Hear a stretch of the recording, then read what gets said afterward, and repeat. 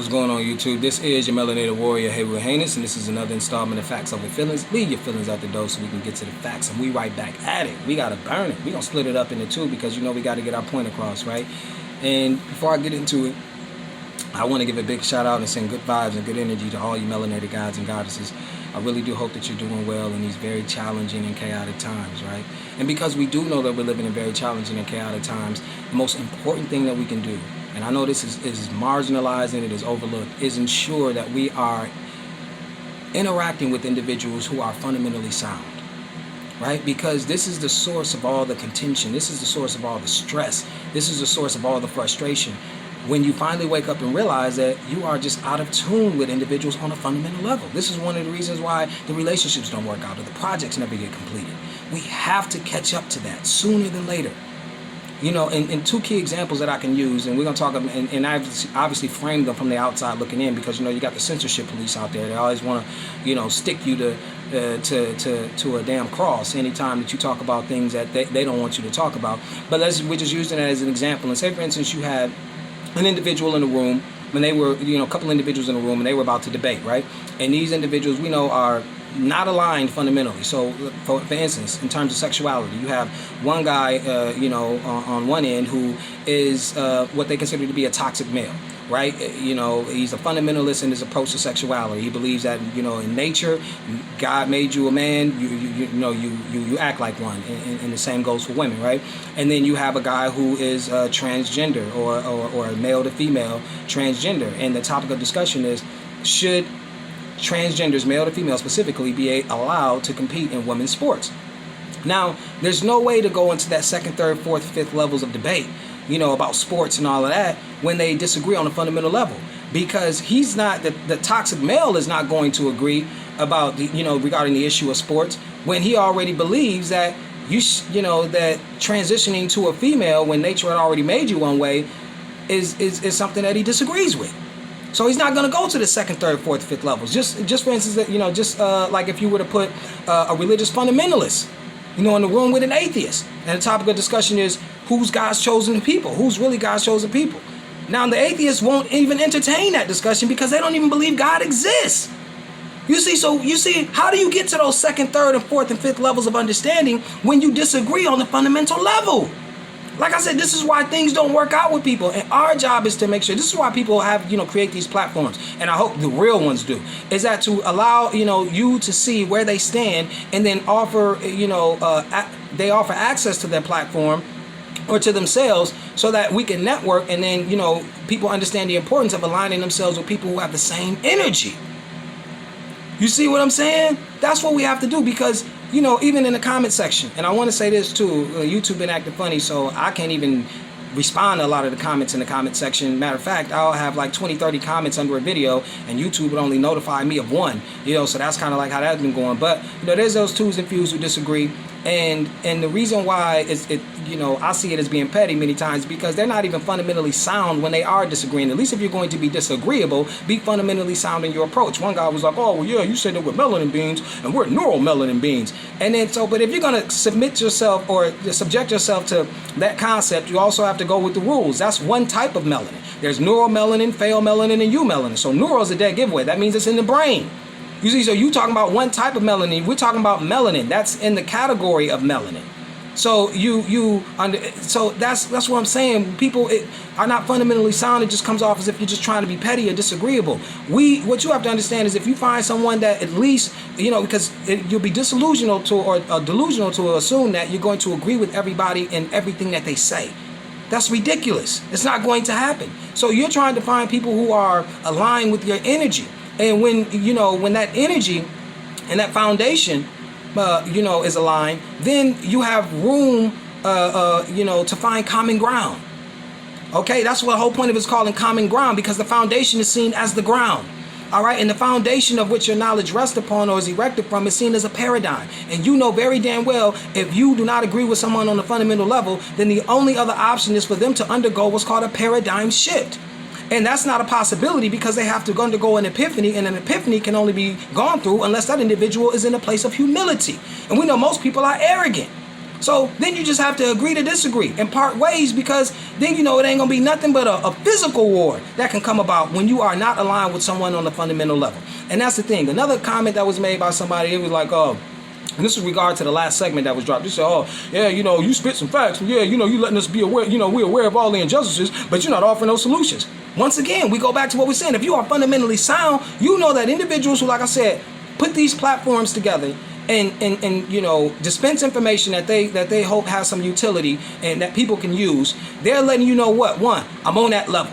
I'm out here. You know who you rocking with. Everything they can't disclose. They're not going to tell all their personal business. You see, I don't do that. You guys know a little bit about me, but I don't go just, letting my personal business just fly on this platform. And for those who are fundamentally sound, what do? They get the email information, they reach out, and they know it's going to take some time because we don't know who we're connecting with online. People catfish all the time. All right, but when you reach out and then you develop a rapport, then a little bit more information comes out, and all of a sudden you connect a little bit more, and that's the whole purpose, is networking. You see, but it's funny how our people know how to do all these things when it comes to trying to infiltrate, a way of life that we know is does not really, help us to progress collectively. It's all about individual success, right? But when we're trying to, go into the mainstream or, find ourselves infiltrating mainstream culture, to hopefully find a way out of the hood. You know what I'm saying? We know exactly what to do. We know how to network then, don't we? Look at music. You do music, what? You know that, you got to find a producer, get some nice beats. If you're not already a producer, then you got to write your rhymes. Then you got to go to a studio where you got a proper engineer who know how to record you right and mix it down. Now you got to get with a promoter to get that stuff out there, going to hitting clubs. Now you know how to do all of that. You know what the solution is when you're trying to get out of the hood and you're trying to, get into the mainstream and collect them real dollars. You know what to do then, but when it comes to your spiritual job, I don't know what to do. I don't know who to connect with. I wouldn't know the first thing about how to email somebody and connect with them. See, now they get stupid. You see what I'm saying? And it takes me back to one of the most famous quotes of John F. Kennedy. What did he one of his quotes, and I know that you'll remember it when I say it. He said that, and it galvanized the American public when he made this statement. And we know all of the resources that this country has. But what did this country say? With all of these resources, richest nation in the world, what did the president say to the people? Don't ask what your country can do for you. Ask what you can do for your country. Now, I flip that, and I'm asking us from this perspective, from our perspective. Don't ask what the revolution can do for you. Ask what you can do for the revolution. Let me say that again. Don't ask what the revolution can do for you. Ask what you can do for the revolution. See, that alone, when you reshape your worldview, and now you're looking at it as far as like, okay, what can I do? How can I bring something to the table? Look, I do this, I do that. Well, how can we make this work? Then that's totally different than what can this person do for me? What solution can you provide for me? And then it better be something I agree with. You'll never get nothing done. When you go apply for a job, what do they ask you? What can you bring to us? What can you bring to us? What you bring to the table? Why should I hire you? See, when you're ready to cross over and go to the mainstream, you know how to act. But when it comes to this revolution, all of a sudden you dumbfounded. Miss me with that.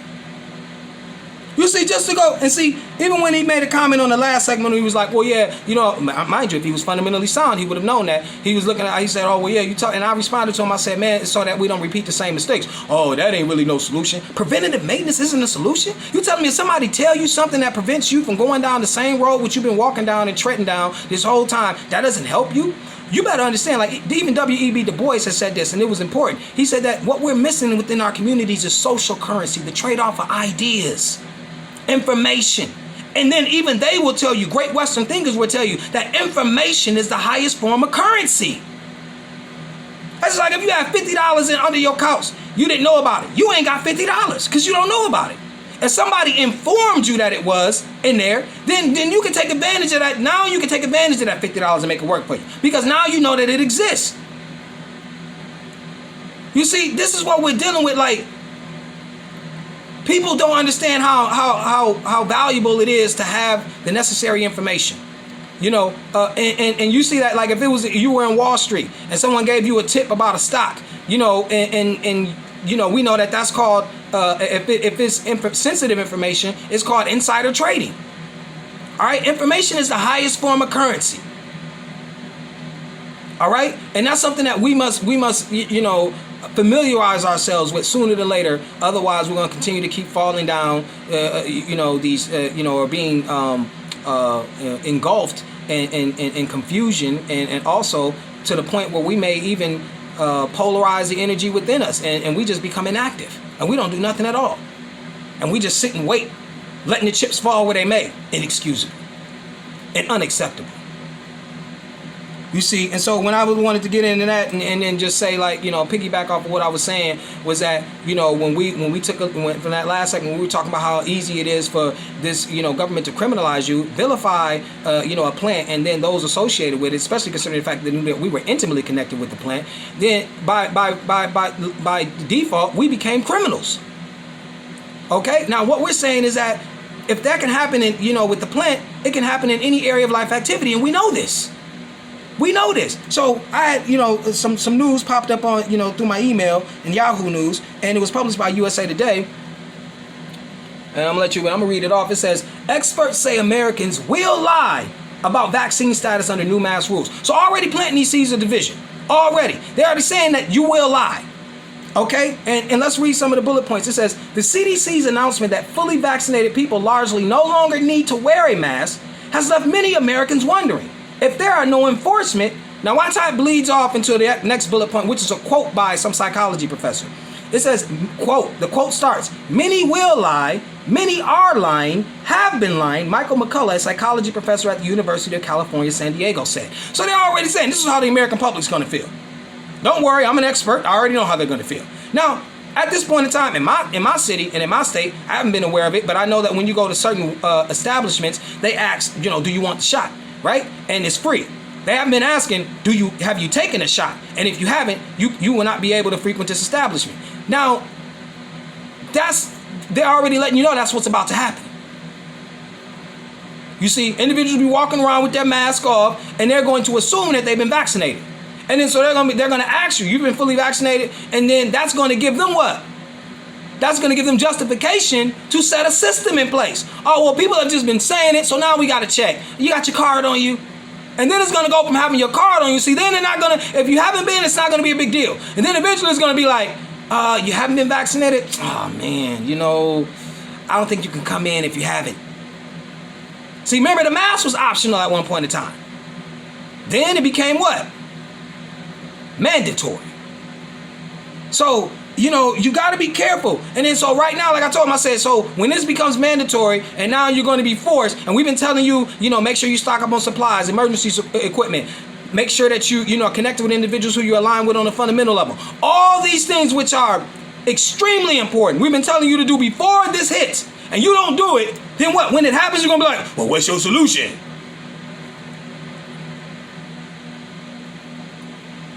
So look, it's something.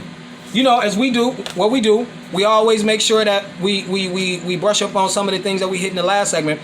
And I do this for a reason, because like we said, things change, right? Now, isn't it amazing? Remember, and that was, look, we were going off of what was reported. And the initial reports, regarding the Colonial Pipeline, what did they say? They said that they paid them. They paid them, all right, $5 million in crypto. So even if you paid them more, you should have just came out and said it, because it don't look good either way, right? So now they're saying, they're coming out and say, we paid them $90 million, which looks even worse. Does nothing for your reputation. And also what it does is it makes you look like a hypocrite, because according to what you were saying after September 11th of 2001, you said you don't negotiate with terrorists. You don't negotiate with terrorists. So by that logic, then we must assume that Russia is not a terrorist organization, doesn't have terrorist organizations. Or you don't consider them to be terrorists. So this is the thing. And this is how you know that they full of bullshit. You already know it, because it goes back to saying what? They know who they consider terrorists, and it's people of color. Remember we used that example of the Cuban Missile Crisis? Those weren't Cuban missiles. Those were Russia's missiles. But yet, who did they punish? Cuba. Cuba couldn't trade with the rest of the world. Because the United States seen them as, a nation which had terrorist ties, but yet they still traded with Russia. But then punished Cuba and seen them as a terrorist because they have some people of color. So it just goes now. We're going to piggyback off that, and then we're going to obviously heighten the hypocrisy regarding what happened with the hacking of the Colonial Pipeline. Now, if you take a look at it and then then actually change up the characters, then you will see the bias. All right. Now, say for instance you had some Africans from Zimbabwe, or South Africa or Uganda, wherever. And they called Colonial Pipeline and said, yeah, we hacked into your system. We want $90 million. You think they would have gave them niggas $90 million? Hakeem and Manute Bol would have been tripping. That is Apache helicopters hovering over their damn hut. I mean, you got to be, and I'm just making jokes, but you feel what I'm saying? Ain't no fucking way in hell they would have gave niggas no $90 million. And you would have seen them, enforce this idea of we don't negotiate with terrorists. See, that lets you know, and that highlights what we've been saying this whole time, that when it comes to them backdoor deals and meetings and these coalition forces, you automatically see, who's tied to who. Because we already have determined when it comes to war, that's the people warring. That's the people warring. That ain't them. These politicians ain't gonna be jumping in no fighter jets, like I said, going halfway across the world to battle each other. No, they're not. They're gonna have you doing it because they know this a win-win game. They still keep up the idea that there's these lines of division in terms of politics, and as far as nationhood is concerned, and then at the same time they get rid of you. So that way it keeps the game going.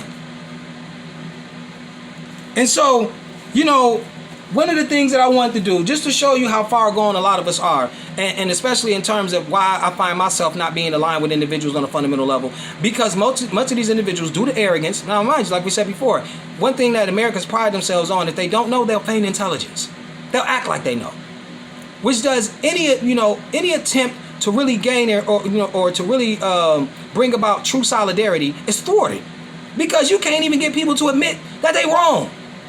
You see what I'm saying? So when you're looking at the world through their lens, this is why we find so much discord and so much, like I said, so much stress and frustration, in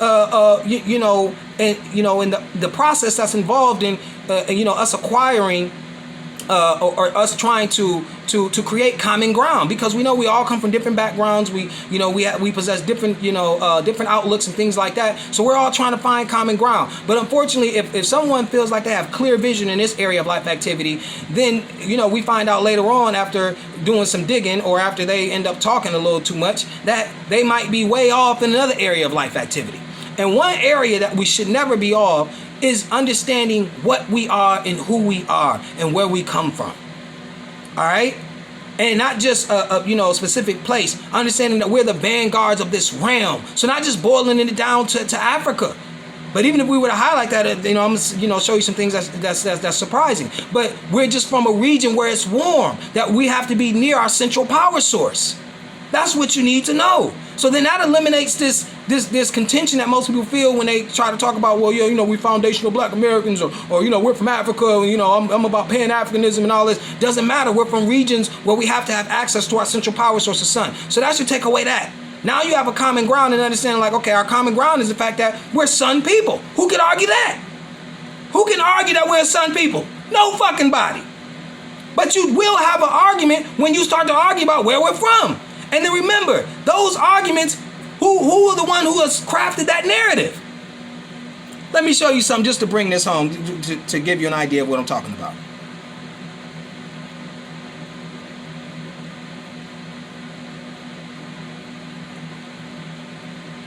Give you an idea of what I'm talking about. Look at that. Okay? That's Africa. Now look how they put the so-called continents in Africa. You see, India, all right, and you see, and then you see other countries like Japan, China. You see the United States, all right, Europe. Now the only two that you don't see in there, I believe, is Russia and Australia, okay, and also South America. But if you take, individually, South America fit in, Africa a number of times. Australia can fit into Africa 4 times. Russia can fit in there too. So This is the thing that you should ask yourself. When they're teaching your children and they're showing them maps, your child is in geography class, okay? And they're showing them maps, showing the continents. And then Africa is the same size as the United States. When you can fit all of them so-called continents inside of Africa comfortably. What does it say? They sit up here still saying to you, oh, racism doesn't exist. Okay, if you know, and then look what the caption says at the bottom. I'll read it to you. Africa is way bigger than you think. Scientific American Blog Network. Well, who made us think like that? Who made us think Africa was the same size as America? Who made us think like that? That's why I'm saying this is crucial. We've been casting or pushing our arguments through the lens of the European, seeing things how the European sees it, and we wonder why we have so many disagreements with one another. You see, they still haven't changed that. So that means if they haven't changed it on the map that your kid looks at, then NASA claims that they go out of space and snap a photo of the Earth. Mind you, it's not spinning. It happens to be photogenic. It just stops as soon as they snap their photo. But I digress. Fact of the matter is, when they snap their photo, what are they saying to you? They're still saying that when you took that photo, the United States was the same size as Africa? Oh yeah, we made some changes. We do modify it a little bit. You must modify it a lot. Because according to this, look who all fits inside the continent, the only real continent on this so-called planet. Look at that. For real, I'm talking, man, pause on yourself for a second. Really take this in. You see this is what, okay, just to piggyback off of what I'm talking about right now. Now look at Israel. Look at this right here. Okay, look at the Gaza Strip, what they're talking about. Look at the Gaza Strip. Look at the West Bank. Now, the West Bank is called the West Bank because it's west of the Jordan River. Now, according to the international community, they say that this is an unlawful occupation. You see what I'm saying? And so you look at the Gaza Strip right here. The Gaza Strip is controlled by Israel. Nothing comes in by sea or air or land without the approval of Israel. So how the hell are they getting weapons? If people are not approved to go into the Gaza Strip, you can't come in there. So says Israel. So how are they getting weapons? I'm glad you asked. Same way everybody else in the world is getting weapons. Do you know that 60% of the weapons that the world has was sold to them by either the United States or Russia? Do you remember Operation Fast and Furious? Not the movie. Remember the CIA was caught smuggling guns to the cartels and gangs like MS-13? But then at the same time in their media, oh, the dangerous gangs, they can come across the border, rape your children. Now you got these blancos who love to conjecture, half-ass information. Oh yeah, we got to make a strong border. And because they know that these blancos not going to do their research and they can push them according to, just like they do us, make us emotional and make rash decisions based off of emotion. Yeah, build a wall. These individuals are dangerous. They can come across and destabilize our economy and also, our security. In order to maintain social order, we must ensure that these individuals are not able to make it across the border. Even though they said that same thing in the early 20th century, but what did we learn? We learned that they were incentivizing these individuals to come through and work on the farmland, that they said that, these are the jobs that we didn't want to work. See how crafty they are. You see what I'm saying? These are same people selling weapons to everybody. And then talking about global security. Talking about gun control. And that ain't stopped them from selling. We know they dangerous. You got the receipt. Man, let me show you what I'm talking about, man. Let me show you what I'm talking about.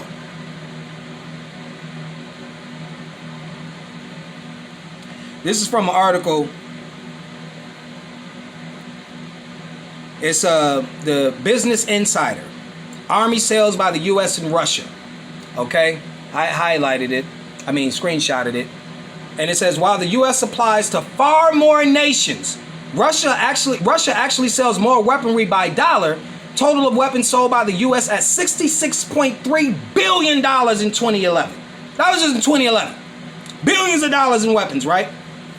It says Russia is the second largest. Now, you know how USA does, because this is an arms race. Remember when Trump was telling you people should buy American? They talking about weapons.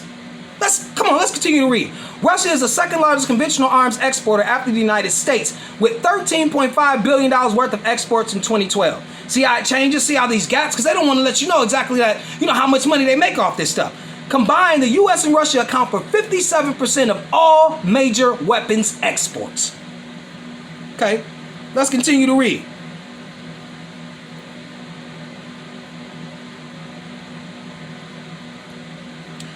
U.S., and this is from CNBC.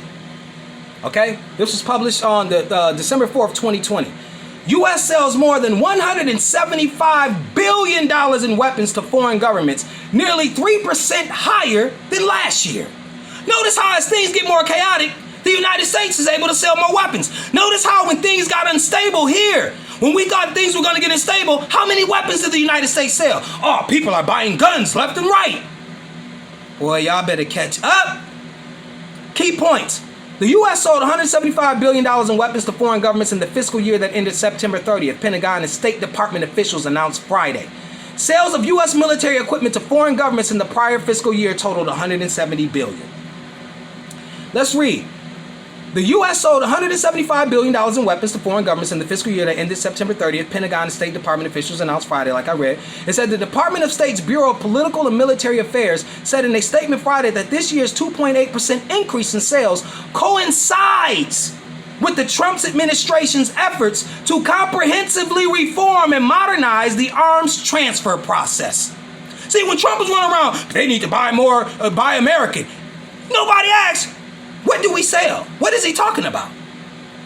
And these Blancos, because, see, when we articulate them as being warmongers and responsible for all of this instability through, all across the globe, they sit up here and say, oh, no, not us. We're just sitting here peacefully in our own country, minding our own business. The hell the fuck you ain't? Or that is not exactly what you're doing. And you know it. You see what I'm saying? But you got to call a bluff. Look. So in 2017, the Trump administration rolled out an executive order dubbed Buy American and Hire American, in which the president called on foreign governments to buy more American products, namely U.S.-built weapon systems. The sales demonstrate the United States continues to be the global security. Look at these crafty these crackers is, man. These Blancos don't start. It is couched in the language. The sales demonstrate the United States continues to be the global security partner of choice. Not only do we already offer the most advanced defense equipment in the world, we're also increasingly adapting to meet the technical needs of our allies and partner militaries. Heidi Grant, Defense Security Cooperation Agency Director, told reporters at the Pentagon.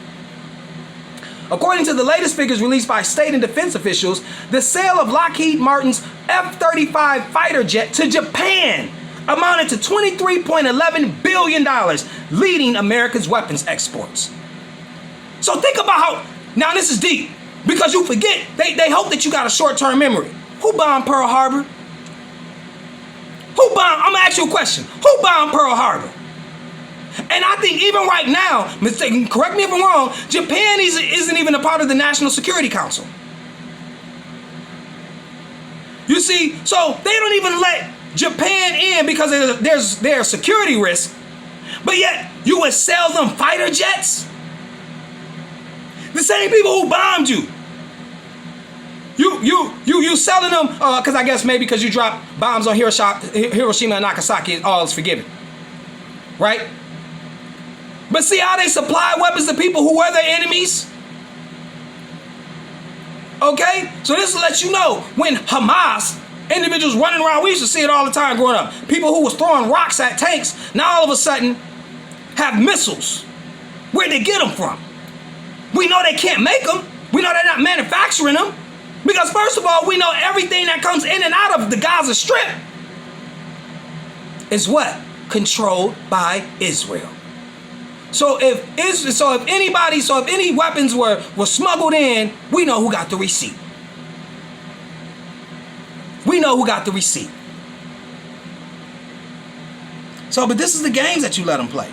It's the games that you let them play because, like I said before, we allow him to paint the narrative. And even remember we talked about in the last segment, how we said that it wasn't just the fact that people had got involved in another industry. We must realize that, the corruption is endemic to Western governments. This is how they get down and always get down. Whether it was when they first started it and it was, it just was littered with nepotism and, people were just given jobs and given opportunities to individuals who they were related with in order to keep the power inside of a bloodline or power inside of those who thought the same or of like mind. They did the same thing here. Because we got to remember when Trump pardoned individuals, who did he pardon also as well? Might have went over your head, but Kwame Kilpatrick, right? You know, the mayor of Detroit. Now, this guy, we know he did wrong, but he got pardoned by Trump. Not because, you know, and people are like, oh, yeah, Kwame, you know, he did a lot of wrong. No, it's because he was playing the game. This is what they do. This is what they do. You got to understand. Go to the FBI website. Go to the FBI website. I'm going to read you off some of these things, and I'm not going to, you know, go too far into it.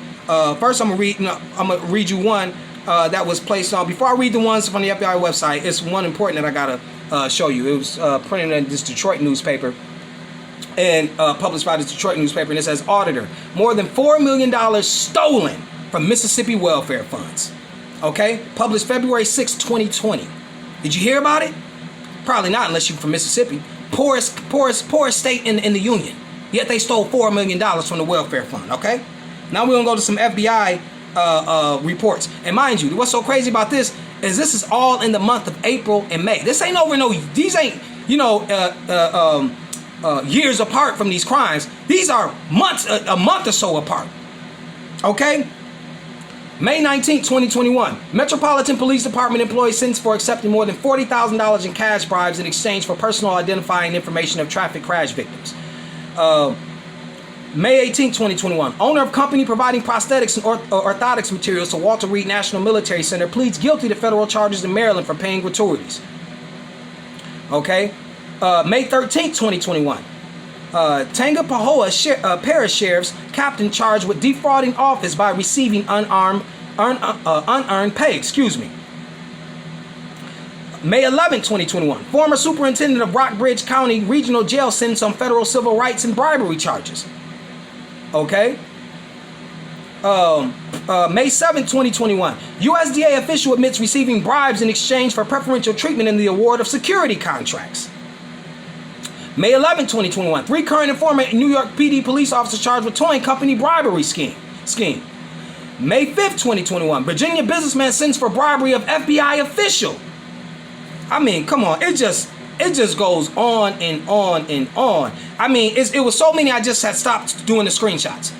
You see what I'm saying? So I'm letting you know, look at this one. We think that all the lottery money is going to the schools? This is the Sacramento Bee. California lottery shortchanged schools by $36 million as revenue soared, audit finds. So when they start really auditing these government institutions, you see the corruption. You see, and then they want to blame it on you. Now they start what? They start highlighting for your mind to go somewhere else. They start telling you, oh, people with these loans from the government and you know, they're sitting on unemployment and all of that, yada, yada, yada. And then what is it doing? Because it's easy to get these blancos emotional because they want this to be the case. They want you to be, evil, and they want you to be corrupt because this is inevitably what will happen to you if you buy into the system. And it'll give them justification to do what? To act against you. Right? And so they want to ignore what's actually going on, not understanding that this is the like Stokely Carmichael said. Hey, this institution is evil from top to the bottom and left to right, and always been that way and always will be. And I'm just getting started. Get ready for the next segment. FOF Squad. Let's get it.